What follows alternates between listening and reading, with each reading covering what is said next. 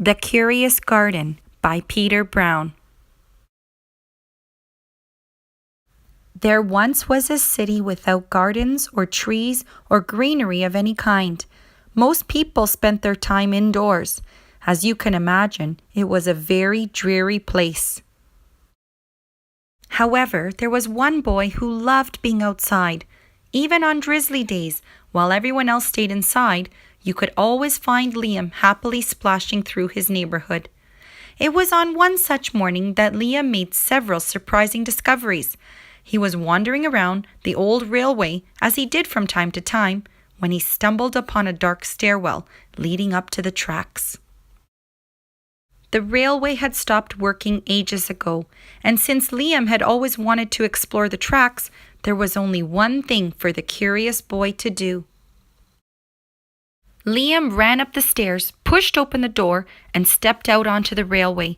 The first thing he saw was a lonely patch of color. Wildflowers and plants were the last things he had expected to find up there.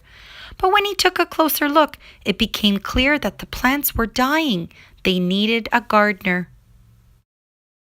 Liam may not have been a gardener, but he knew that he could help. So he returned to the railway the very next day and got to work. The flowers nearly drowned, and he had a few pruning problems, but the plants patiently waited while Liam found better ways of gardening. As the weeks rolled by, Liam began to feel like a real gardener, and the plants began to feel like a real garden. Most gardens stay in one place, but this was no ordinary garden. With miles of open railway ahead of it, the garden was growing restless. It wanted to explore. The tough little weeds and mosses were the first to move.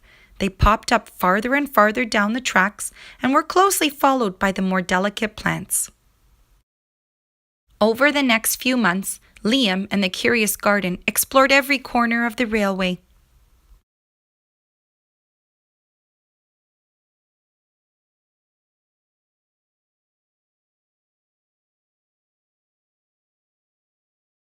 After spending his spring and summer and autumn with the garden, Liam's time on the railway was finally interrupted by winter. Heavy blankets of snow fell on the city that season, and for the first time since he'd become a gardener, Liam could not visit the plants. Rather than waste his winter worrying about the garden, Liam spent it preparing for spring. After 3 cold months, the snow finally began to melt, and Liam rolled his new gardening gear over to the railway. Winter had taken a toll on the garden.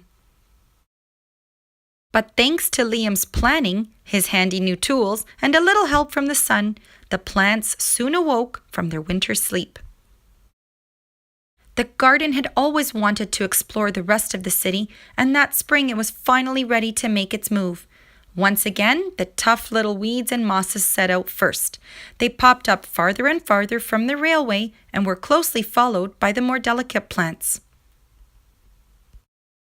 The garden was especially curious about old, forgotten things. A few plants popped up where they didn't belong.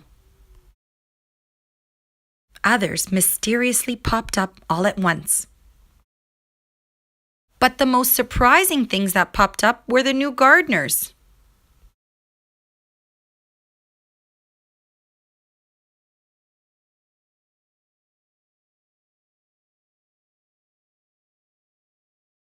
Many years later, the entire city had blossomed, but of all the new gardens, Liam's favorite was where it all began.